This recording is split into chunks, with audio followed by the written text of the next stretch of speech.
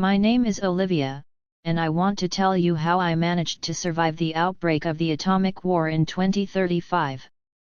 I was 24 years old then and lived in a small town in Iowa. My life was peaceful and quite ordinary, but everything changed in an instant. It was a warm summer morning when the alarm sirens suddenly started wailing. We didn't know what was happening, but soon we found out from the news that several major cities in the United States had been attacked with nuclear weapons. Panic broke out immediately. People started running, looking for shelter. My father, a former military man, always told us that in case of any threat, we must go to our underground shelter. It was equipped with food and water supplies for several months and air filtration. My mom, my younger brother Ben, and I quickly gathered and ran to the shelter. Dad was at work, but we knew he knew the way and would join us as soon as possible. When we closed the heavy door behind us, we felt the first tremor.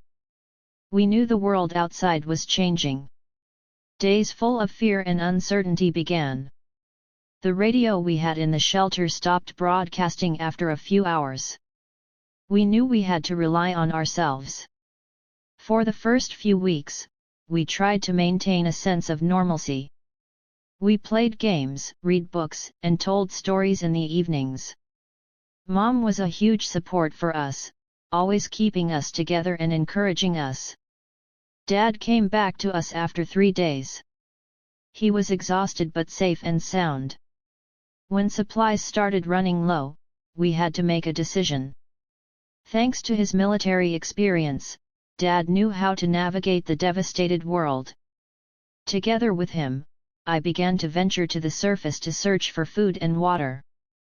The landscape was unrecognizable. Ruins, ashes, and dead silence. This was our new world. However, despite everything that had happened, people began to organize. Over time, we found other survivors. We created a community where everyone had their role. My brother Ben became a great scout, and I, thanks to the medical skills I learned from my mom, a nurse, helped the sick and injured. Several years passed before the world began to rebuild. Despite the difficulties, we never gave up. The strength of our family and belief in a better tomorrow allowed us to survive. Today, looking back, I know we survived thanks to love, determination, and courage. And although the atomic war of 2035 destroyed the old world, it also gave us a chance to build a new one better, stronger, and more united.